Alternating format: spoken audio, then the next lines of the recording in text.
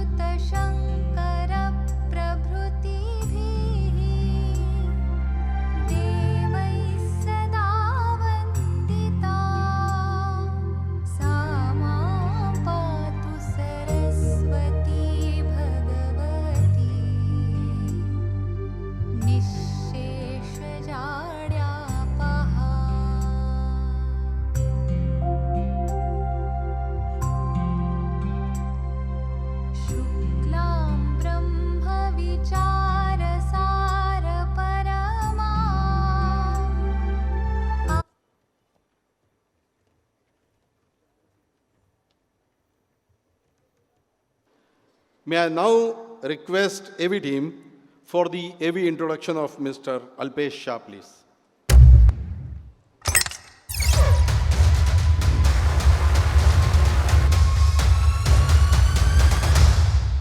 Mr. Alpesh Shah.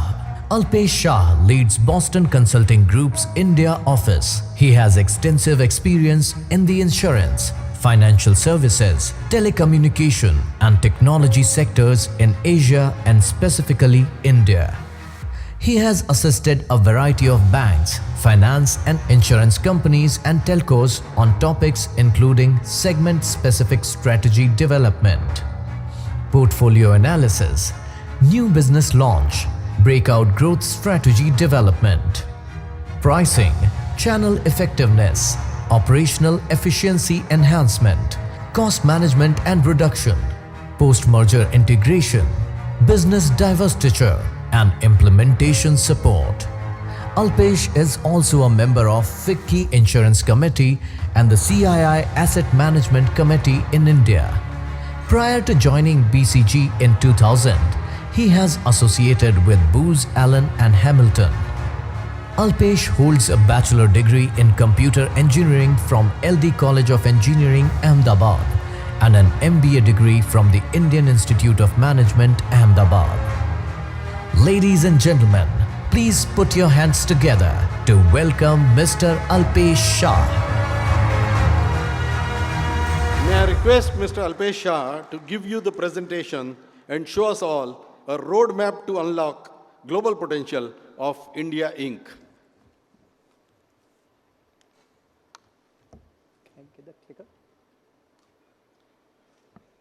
So I guess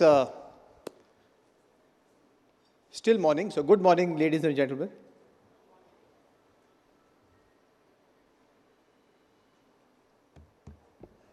So, Dr. Himanshu Rai just said that he was very competitive. I guess I thought I wasn't, but I heard him speak and I said this is going to be a tough act to follow. So I guess, as you look at what I thought I would share with you, I thought I would start by talking about what do we, and I look at literally a few hundred people in this room. This is India's leadership team going forward, right? And as I look at that, the question I have is, what do we need to do? I think Himanshu has clearly laid out, we will be the second largest economy in the world in 47. You can argue whether it is 47, 48, 46. There is no doubt. You can do all the math you want. We will get there. I guess the challenge is, it's not easy. And it will take all of us, and I repeat, all of us, whatever the 1,000 people in this room, and the 1.5 billion outside this room in India, to help us achieve that. So why is it not easy? Himanshu started with, at least I heard a new acronym, BANI. I'm going to start with an older acronym, which I'm sure you've heard of, right, which is VUCA. Why is it not easy? Why will getting to the second largest economy in the world not be straightforward? Because we are living in a VUCA world. And in case you haven't heard of this or you are not clear what it is, volatility, uncertainty, complexity, and ambiguity. Right? So what is volatility? So for those of you who have ever invested in Bitcoin, that is volatility at its very worst. It goes from X to 4X to X to 3X to 5X to 10X to 20X to X. It is just crazy, right? So that is volatility. You look at uncertainty, water, rains. You have no clue when the monsoon will come, how much rain will be there. Every year, we are actually hoping that we have a normal monsoon. So that's the uncertainty. Complexity. You look at any car engine, it has so many moving parts. Right? It's actually a pretty complex piece of work. Though, according to me, the most complex machine in the world is the human body. Right? We have no clue what the connections are. That's complexity. And then there is ambiguity. So just look at this. I couldn't help but laugh when I saw this picture. So is this a man wearing a duck ring or a duck wearing a man ring? Right? Two of us can look at the same picture and form a different point of view. We can look at the same context, the same situation, and have a different point of view. That's ambiguity for you. Right? There is no one right answer. And so if you put that together, that is the VUCA world we are living in. So what do we do with that, right? VUCA makes planning difficult. So we're talking about 47. Forget 47. Let's look at 37. Let's look at 27. Let's look at this person. He was looking at 27 seconds ahead. He could not even get the size of the font right when he had to write planning ahead. Right? So imagine how difficult it is to estimate what's going to happen 1 year from now, 10 years from now, 20 years from now. What should I be doing? Unfortunately, as leaders, we will all have to do that. And that is the world that we live in. Right? Why is it difficult? Because as human beings, we are very bad at making judgments. We're actually very, very bad at it. Not only are we bad, but we're overconfident. We think we are right. So being bad and right is a deadly combination. Let me give you a few examples from history. Lord Kelvin, in 1895, for people who follow science, was no mean scientist himself. He went on record saying, nothing heavier than air can fly. And so there is no way humans will ever fly. Less than a decade after that, as we all know, the Wright brothers flew the first manned flight across. And they were not the only ones. They were just the first ones. There were at least a dozen people in the world going live with that. So if they hadn't done it in 1905, somebody else would have done that in 1906. Right? The Decca Corporation in the 60s refused to sign the Beatles because they said guitarists were dead. As we know, for those of you who follow music in the 60s and 70s and 80s, as they say, the rest is history. They could not have got it more wrong. Steve Ballmer, the CEO of Microsoft in 2007, again went on record, like I said, bad at judging and overconfident, saying iPhones will fail. iPhones have no use case. He actually, if you go and read it up, in 2007, he said, you will not sell even 1 million iPhones in the world. He was right. We didn't sell 1 million, we sold 1 billion and counting. Right? Take a different field. Margaret Thatcher in 73 was so annoyed with the MCP world and the way women were being treated. She actually went on record saying there is no way this country will have a female prime minister ever. Right? And as they say, never say ever. She said it. Little was she to know that 6 years later, she would be the prime minister. And not only for 4 years, but for 8 years. She had 2 terms of a very successful prime ministership. So this is the challenge, right? We are bad at judgment, but we are overconfident. And we just believe that we will look at the past and predict the future. So this is what I call the piche dekho aage badho strategy, right? You look at the past and say, it has not happened, so it will not happen going forward. So I give you an interesting anecdote. I was with a very smart Marwadi businessman who had just sold his business, had a pot of money. I was having a conversation with him. Suddenly his secretary comes in with a sticky, typically a polite way of saying the next person is waiting. So I looked at him and I said, Mr. Jain, time to go. He said, no, Alpesh, these are just some slick investment bankers, and with no offense to investment bankers.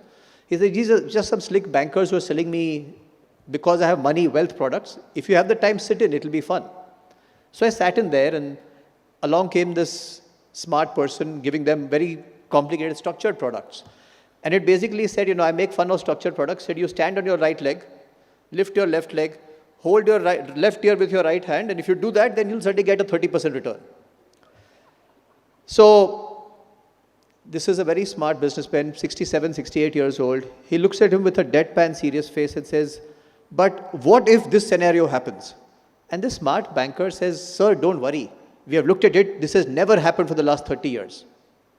Now, Mr. Jain is a very earthy businessman, very grounded. He looks at him with a very serious face. Says, young man, I am 67 years old. I have not died for the last 30 years. Will you bet on me not dying for the next 30? Right? And that's the challenge. You can't look at the past and predict the future, right? So that's the struggle that we have with trying to look ahead. So if I look at it, coming to what do we have to do as leaders? Why is it so difficult? What are all the changes happening? And now let me look ahead for the next, like I said, I can't even see 10, 20 years ahead, but even if I take the next 5, 10 years, what are the changes that are happening? And the changes are massive. I try to club them together into 4 buckets, right? So bucket 1, in India, the shift in demographics. When you start looking at every year, you don't realize it. We say India is a very young country. The median age in India is 28. So yes, we are a very, very, very young country. But the fastest growing age group in India is the 60 plus. If you were to project out just as near as 2030, India will have 350 million people over the age of 50. Okay, 350 million, I will let that sink in. So we would have a US over the age of 50 by the end of this decade. Just imagine. So if you're running a business and you think India is a young country, so I should create all the products and services for the young ones, think again. India, we don't have the data. In the US, I looked at the data. Okay, US has a lot of data. People over 50 control 75% of the wealth in that country. I repeat, people over 50 control 75% of the wealth in that country. So if you are running businesses in India, targeting the 50 plus is actually the best thing to do. People successful, have made money, have saved money, and I don't think India will be very far from the US. People over 50 will have more than 2/3 of the money, and that is 350 million people. Okay, just one example of the change in demographics. The second one, which I feel very proud about, 2014 was the first year in the history of India, at least in the recent last couple of 100 years, more women joined primary school than men. Okay, I repeat, more women in absolute numbers joined primary school than men. And why is that relevant? Because as I fast forward 12 years later, they're all going to be graduating. They're all going to get into the working force. As BCG, we do a survey of about 20 to 25,000 customers every year on their buying behaviors. And it is quite remarkable. We do this across 100 product categories. I can proudly say that as of last year, 2023, 54% of all decisions in this country are made by women. Okay, not 50, not less than 50, but 54. And even erstwhile male-dominated categories, right? I call them male-dominated in quotes. Automotives, computers, electronic gadgets, financial services, even in those categories, women are calling the shots. So again, as a business, I look at all these advertisements and again, more often than not, they address the male customers. I look at this and say, again, businesses and corporates, which actually focus on women, will be laughing all the way to the bank. Right? So just two examples, and there are many other changes that will go out. Tier 3 towns. Right? Tier 3 is Tier 3 and beyond, if I go beyond the top 50 cities. India is a remarkable country, one of the few countries which is not urbanizing as fast as the rest of the world. So if I share some data with you, today, India is only 35% urban, and even if I fast forward 10, 20 years, India will only be 40% urban. Unlike, you can take any country, Thailand 60 plus, Brazil 60 plus, China 60 plus. All the other countries have urbanized a lot more. India is a lot more decentralized. Again, as an input for businesses, that's something you have to think of very, very differently. So that's the first dimension of what I call the demographic shifts. If I take the second bucket, clearly customers are evolving.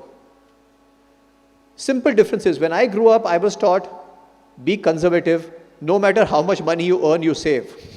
You save today to spend later. I look at my children, the exact opposite. The next generation coming in, all of them look at this and say, consume today, save later. People want a lifestyle today. People will consume today, right? So one big shift. The second one is the demanding nature of our customers. In the past, sab chalta tha. I remember having waiting list for MTNL lines and BSNL lines for years. You had to apply for an MTNL line and you got it after years and you were fine with it. Today, you ask a customer, I order even a bottle of water. I want it in 30 minutes. I want it in 10 minutes. Right? Why? Why would you not plan ahead? You're saying, why should I? And I call it the Amazon culture and not making fun of it, but I order something, I will get an update saying your order has been recorded. Then I will get an update, it has been picked up from Timbuktu. Then I get an order saying it's now in the warehouse in Bombay. Then I get an order saying it's out for delivery. Then I get an order saying he's outside your gate. I'm saying, why do I need so much information? But it gives me information. It's better than not getting the information, right? So as you look at it, that is what customers expect across now. Not only with products you're buying from Amazon, but in everything in life, you expect the same kind of service. So that's the shift in customer behaviors. And again, I give you a few examples, but there are many other shifts that are happening, right? Today, people are willing to invest in experiences. So I've seen people in my office gift their parents a massage, gift their parents a vacation. In the past, it was always about assets. You don't waste money on an experience. You actually buy products which will last you a lifetime. I have been surprised people rent stuff. So, in my family, we don't have a camera. But my daughter really loves taking pictures. The iPhone makes up for it. But whenever we go on vacation, she rents a camera for a week. And I would never have imagined it a few years back, right? But that's the in thing now. You rent things that you only need once in a way. Why would you ever buy it? That is the shift in customer behavior that we have to be ready for.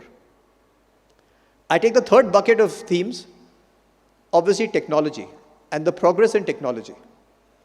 It is completely incredible. I got my first mobile phone when I was 30 years old. I don't think anybody can imagine living without one today. Right? We were all comfortable calling locations. I would call Ram's house. I would not call Ram. Today, we only call individuals. And it sounds very strange. You never call a location. You call an individual. Right? That's the shift. And I know it sounds like, obvious, because, we've been living it, right? But it is a major shift. And the pace at which all these changes are happening are completely incredible. So all of you would have heard of, or may have heard of these laws. There are Moore's law and Butter's law and all of that. Very simply put, Moore's law is one of those laws, I'm a computer engineer. I grew up on this, which says that the cost of computing power is doubling every 18 months or sorry, the power is doubling every 18 months, the cost is halving every 18 months. It sounds obvious, which says fine, it's okay, 18 months, double, big deal. But if you think about it, if it doubles every 18 months, that means in 15 years, there are 10 cycles of 18 months. So it is 2 to the power 10, which is 1,000 times. And in 30 years, it is again 2 to the power 10, which is 1,000 times, which means in 30 years, it is 1 million times. Just think of that. In 30 years, the computing power has gone up 1 million times. Okay? That's how stark it is. The laptop that I carry, my first computer in 1987, had a 40 MB hard disk, and I thought I was God. It had a 4 MB RAM. Today, if you have a phone will give you a GB. Right? It's just completely remarkable how things have changed. That is the power of computing. Right? What does it allow you to do? This power of multiplying is quite remarkable. Let me tell you a story. There was this person who created chess, supposedly somewhere in India, China, wherever. The king was very impressed with this person and looked at him and said, "Thank you very much. What can I give you? What reward can I give you?" This wise person looks at the king and says, "I don't have any major needs. Just give me rice. On the first square, give me 1 grain of rice. On the second one, 2. On the third one, 4. And just keep multiplying by 2. Just double the rice." And the king is looking at this person saying, "What an idiot. How stupid is he? He could have asked me for anything. Jewelry, gold, diamonds, rubies, whatever. Land, palaces. And he's asked me for rice?" Little did he know that he was going to go bankrupt, just giving him that rice. I told you the power of multiplying. 10 times gets you to 1,000. 20 times gets you to 1 billion. 30 times gets you to 1 billion. 40 times is 1 trillion, and after that I don't know what the number is. As a result, when you got to square number 64, if you ever do the math, 2 to the power 64, this is the number. Right? This is the number of grains of rice. Like I said, the king went bankrupt. He just didn't have them. But that is the power of multiplying. If you keep doing, Himanshu is talking of doing the right thing, and if you keep doing it consistently, day after day, week after week, year after year, the returns that you get are completely humongous. And this is now enabling analytics. Now, analytics was always in vogue. I'm now giving away my age, but I grew up watching Agassi and Becker, 80s, 2 of the better tennis players at that point of time. Becker was known as Boom Boom Becker because he had a very big serve and people could not pick that serve. Agassi, in their first 3 matches, lost badly until he figured a trick out. This is analytics. This is native intelligence. He figured that when Agassi had his tongue out the left way, you can see his tongue is out right now when he's serving, he would serve one way. If his tongue went the other way, he was going to serve the other way. This is analytics 101. Agassi figured out before Becker would hit the ball, which way the ball was going to go, just by looking at his tongue. And so it's interesting, when Becker was serving, Agassi would not look at the ball, he would look at his tongue, because he knew which side he had to go. The outcome of that was, after that, they played 11 times competitively. Agassi won 10 of those 11. He only lost once in 11 matches after that. Right? And he only shared this after he retired, obviously. He did not share this, and this is a real story. This is, Agassi shares this in his book as well, The Open. But this is analytics. Now, what is happening is, with technology, with unlimited computing power, with unlimited memory, with unlimited data, analytics is becoming very, very real and very easy now. And this pace of changes, we spoke of all these changes. I told you the example of the mobile and the laptop, but the pace of change is humongous. Let me take something that didn't exist 30 years back. I told you, right? No mobile phones in India 30 years back. 95 was the first mobile phone. There was actually no internet in this world. Roughly, internet only went live in 91, 92. Digital was not heard of in the 90s, right? Well, that's 30 years back. All of us now live it. Let's look at something that didn't exist 20 years back. The first iPhone was only 2008. There were no smartphones before 20 years. There was no concept of analytics. While Agassi might have dreamt it up, there was no concept of analytics. Even closer home, if I look at something in the last 10 years, who was talking about climate 10 years back? Nobody. There was no UPI. UPI started in 2017. Okay? Just imagine, UPI only started in 2017. It is only 7 years old. How many of us can live without UPI today? How many of us don't make a UPI payment?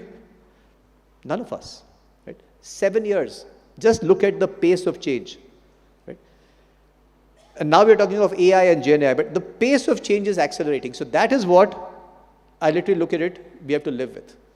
And because of all this technology and digital, you can go business after business, it is getting disrupted. So you look at the world's largest retailers have no inventory, literally. I mean, they do, but not much. The world's largest auto companies, crudely put, or the taxi companies, have no assets. They own no cars. And you can go on, right? In every field, you're actually looking at this and saying how technology is actually completely changing the nature of the business. And then the last theme, the fourth theme, is what I'm calling other macro themes. We looked at, Himanshu started by talking about the war between two countries which he didn't name. But geopolitics is completely changing the face of the world, right? Take the US, China, take Ukraine, Russia, take what happened with India, Canada as well, right? You just look at how one event, one episode suddenly starts changing it. My son did not apply to any college in Canada because he was not sure he would get a visa. So Himanshu was talking about how a war in one place was changing real estate prices somewhere else. The same way here, one event somewhere suddenly meant that students could not go to Canada. Indian students found it difficult to apply to Canada. The number of applications this year to Canada is down by 80% because people were just not sure. Right? You look at the development of the India stack, we just mentioned UPI. It is completely remarkable, the whole conversation on green. So if you just take the India stack, right, you've seen how Aadhaar has really helped, and Modi ji keeps talking of the Jam Trinity. Right? I think it is completely remarkable how that is transforming each of us and each of our lives. Just one example, I mentioned UPI. Do you know how many transactions we did in UPI with UPI last month? 12 billion. Just think about it. 12 billion transactions as a country in the month of January. February we'll find out, we just finished that yesterday, so I don't have the Feb numbers, but we did 12 billion transactions. There are only 1.5 billion of us, which means an average of 8 transactions per person per month already. Right? And not all of us use it. If I look at the latest numbers, only 300 million people use UPI, which means that the number could be 5x if all of us start using it. That is how stark this is. If you talk to the people who have created this, they believe that we will start hitting 1 billion a day. Right now we're hitting 12 billion a month. We will very soon get to 1 billion transactions every day. Okay. So as you put all of this together, I go for a run every Sunday morning. Just look at how convenient it has become. There is the coconut person on the lorry or on the cycle standing there. I don't have to carry any money. You pull out the phone, pay the person, get what you want, and you can do it for as little as you can pay an auto rickshaw fare for 12 rupees. You can buy a coconut for 50 rupees. You can do what you want. There is no charge. This is the biggest revolution. Right? India payments is ahead of any other country in the world. And it is a decade ahead. Nobody is even close. But this, if you look at it, are the 4 themes that I put out. These are all the changes that leaders will have to contend with. This is happening and will continue happening at an accelerated pace. So then if I now bring this to a close, I have 6 thoughts for you to say, what do you do? But why is that important? Because we've spoken of multiple changes. But even one change can completely disrupt businesses. Let me make that come alive. When you've seen the oil prices. If you take oil prices, like the volatile prices for Bitcoin, they also move up and down. In 22, when the war, Feb 22, when the war between Ukraine, or the armed conflict between Ukraine and Russia happened, or Russia invaded Ukraine, the oil prices went up. So you can see the extreme right of the chart. They went up from about $25, $30 to $70, $80, $90, 3x. When prices go from X to 3x in a short time, it can have a large impact on businesses. Here is Hindalco, aluminum business. Energy is a large part of their cost. Actual numbers from their publicly available annual reports. Their fuel energy cost went from 10% in 22 to 15%, up 5%. As a result, their EBITDA fell 5 to 6%. If the companies were not as efficient, it would have gone bankrupt. When such fluctuations happen, companies have to plan around this. And it's not easy. Hence comes the role of leaders. And what will you do as leaders? All of you are going to be leaders if you are not already leaders, right? So as I look at it, I have 6 imperatives for you. So as you think about leaders in India, imperative 1, don't fight the change, literally embrace it. You can't wish it away. Everything that we have spoken about will happen and more, because we don't even know what's going to happen. In 2015, if somebody had said you will have a UPI payment ability to pay 10 rupees in 3 seconds, all of you would have laughed and said, ha, dekha jayega. Because we don't know what we don't know. Right? We are all like Lord Kelvin. We are all like Steve Ballmer. We only know what we know, and there are too many things that we don't know. So embrace the change. Right? And I say this with all humility, but for the first time in history, and there's a very interesting quote, for the first time in history, there is a topic, technology, where younger people with less experience know more about something. My children can teach me about technology, things that I will never know. They are far more adept at it. What that means, but the sad part is all decision rights are with these older people who don't know anything about technology. Or don't know enough. Anything is a strong word, right? What that means is we will also have to embrace change in organizations. The organizations that combine both the wisdom of experience and the exuberance and the knowledge of youth are going to laugh all the way to the bank. Right? So for example, I don't know how many of you watched this movie, The Intern. There was Anne Hathaway, who was this bubbly person creating this new business, had no process, no structure, but she had all the ideas. And there was Robert De Niro, who was the relaxed, experienced, 67, 70-year-old person who brought stability to her life, but they needed each other. And I don't think this is an either or. So as a country, we have to accept this, which says that the 50-year-olds and the 60-year-olds have to value what the 25-year-olds bring, and the 25-year-olds have to value what the 60-year-olds bring. We will both have to work together. The second imperative for all of us is, you laugh at this word, I call it stragility, which is agility in strategy. Right? You will have to be agile. You've seen the pace of change, everything is changing, and it's changing very fast.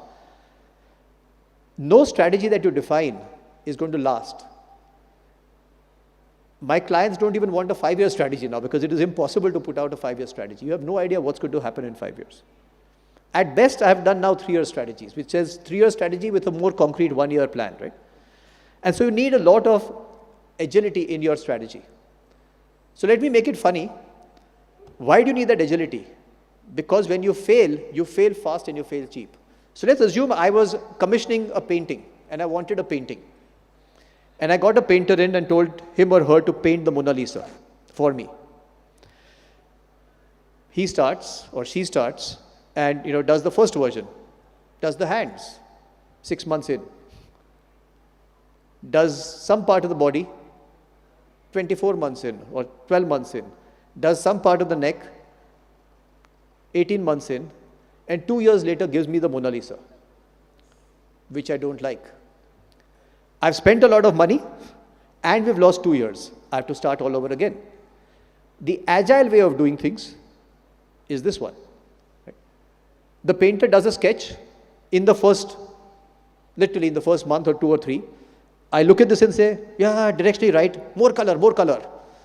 The painter adds color, and I say, oh, not clear enough, make it sharper. And then I say, give me better resolution, and you actually get what you want. And if you don't get what you want, in the first step, when you get that sketch, and let's assume I wanted a lion and not this, I had given the wrong instructions, I can stop there. You save the painter's time, which means you save resources, you save a lot of money.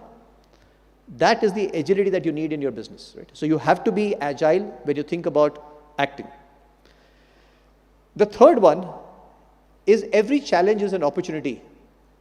No opportunity is not going to come on your door and knock, saying, here I am. Every opportunity comes as a threat. It's a threat in disguise. You see it as a threat. Let me tell you a story, right? If you've seen all these churches, especially in the Western world, in Europe especially, they have all these big bells. You go to most of the towns, they will have this big bell, which is usually used to announce things to the town or the village. And there are these vergers, V-E-R-G-E-R, people who usually are on those white cassocks, who go and ring the bell every hour or whenever there's a notice, right? So there was this verger, to cut a long story short, who had this role from the age of 22 until 41. He had been doing this for 19 years, ringing the bell. Suddenly, in this country, they came out with this rule saying everybody who's employed by the church has to be literate, has to be educated. Now, this verger was not educated, and he had a fear of the unknown. He did not want to undergo any education. The person who was heading the church tried his best. There were not only him, there were 4 or 5 employees at the church who were all not educated. So he started doing classes on the side, but this verger refused to join any of those classes. The deadline was a year out.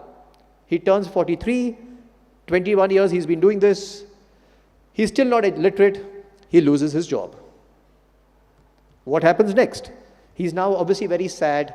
He's now walking along the road, and this was just outside London. He's walking along the road, getting home, and he wants a cigarette. He walks a few hundred meters, a kilometer, 2, 3, and he finds there is no cigarette shop along the road.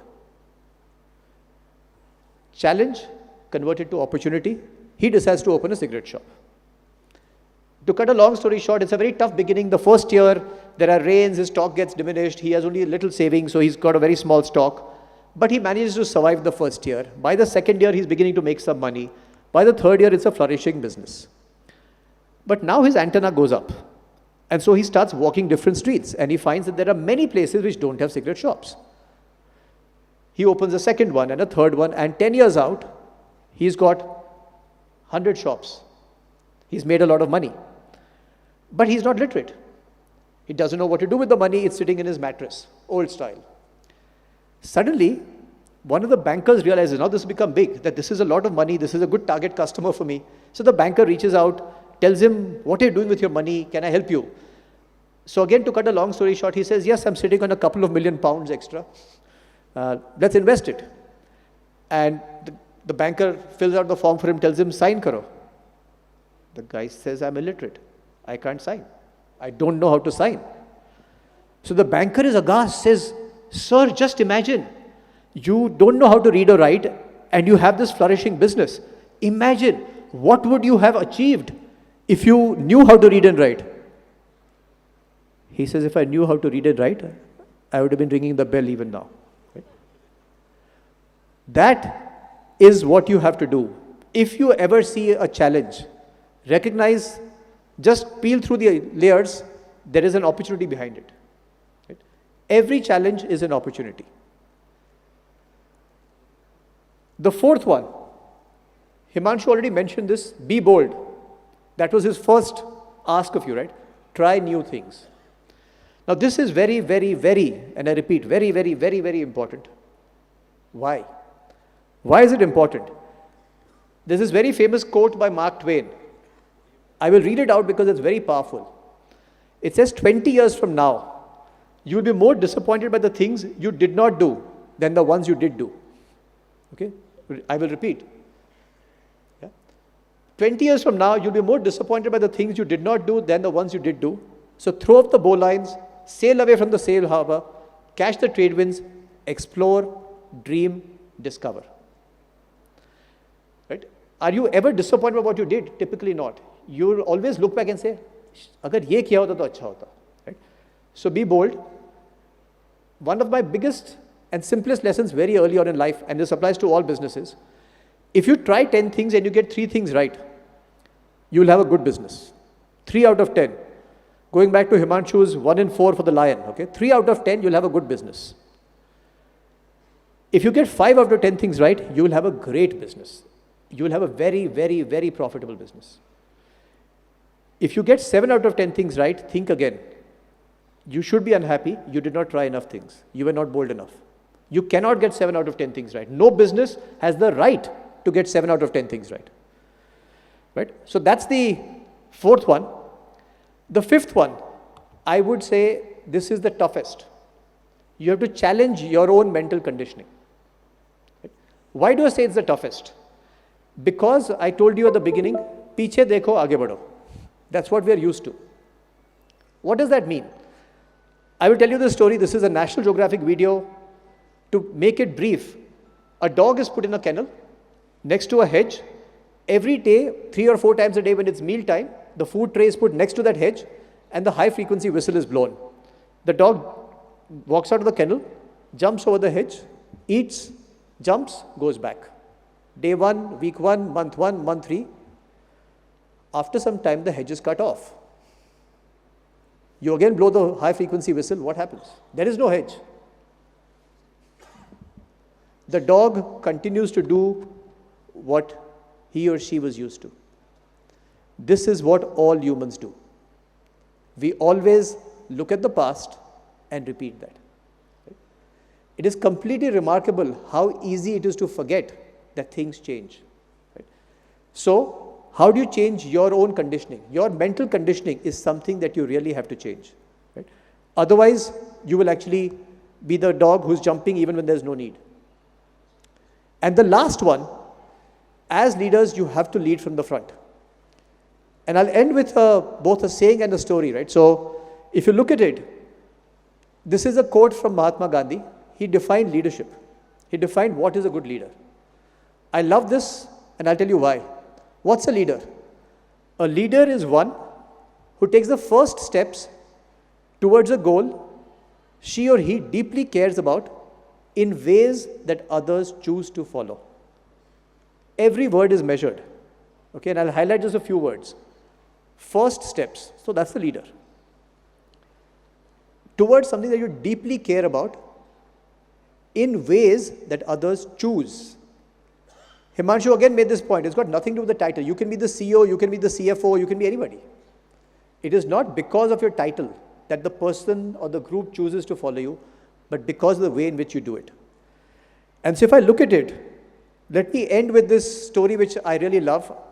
Many of you would have heard it, so I'll keep it brief.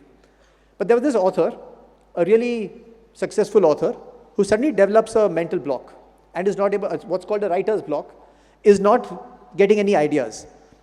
Luckily, he has rich friends who tells him, Goa mein mera beach pe bungalow hai, why don't you go there and, find your juices, right? So this author lands up there.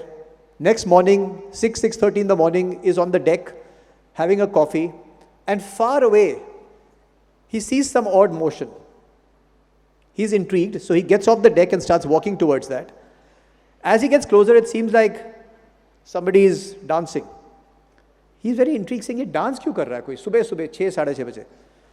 He gets closer and he sees it's not somebody dancing, it's a teenager who is actually picking up a starfish and throwing it into the sea. So he goes to this young person and says, "Young man, what are you doing?" The young boy says nothing, goes, picks up another starfish, throws it into the sea, and he continues doing that. So this author is very annoyed. He thinks this young boy is rude. He walks back in a huff. But he's not able to sleep well that night, wondering what the hell was that kid doing. Next morning, 6:30 again, troubled night. He's having his cup of coffee and he sees the same movement. Today he's smarter. He knows it's not somebody dancing. So he walks there with purpose, saying, "I will find out. Aaj to pata karke rahunga, kya kar raha hai ye bachcha?" He goes there and tells him, "Young man, what are you doing?" Doesn't respond, goes, picks up a starfish, throws it into the sea. Then he comes back and tells the person, "Isn't it obvious? When there is high tide, the starfish get stuck on the beach. As the water recedes and there's low tide, they're stuck on the beach and they die. So I'm actually picking up these fish and throwing them into the sea so that they live longer." The author is wonderstruck and he looks at this kid and says, "But isn't it a waste of time?" The young kid says, "Why?" He says, "There are thousands and thousands of kilometers of beaches on which there are millions of starfish. What difference can one individual make?" The young boy does not answer, goes, picks up a starfish, throws it into the sea, and says, "I made a difference to that one." And so, So that's what I will end with. Himanshu spoke of purpose. I will convert that into a metaphor for you. Find your own starfish. Right? Find your own starfish to pursue your purpose in life in a way that at least the 1,000 people in this room and 1,000,000 people beyond, and hopefully 1,000,000,000 people beyond, will choose to follow. Thank you. Thank you, Mr. Shah, for giving us deeper insights on how to make decisions, what actions to take. May I now invite Mr. Ashok Kumar Sojatia, Chairman of Acropolis Group of Institutions, to present memento to Dr. Himanshu Rai, please.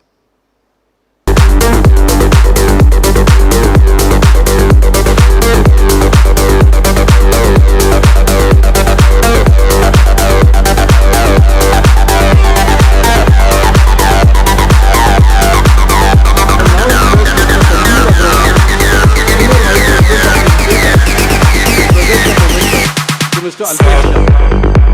And setting. Sanjeev Agrawal, please. Set and setting. Set and setting. Set. Set and setting. Set and setting. Set and setting. Set. Thank you. We thank both setting. the speakers, Dr. Himanshu Rai and Mr. Set. Alpesh Shah, for And enriching. setting. Friends, we have Set. finished this inaugural session. And setting. And before that, may I request AV team to play the IMA anthem.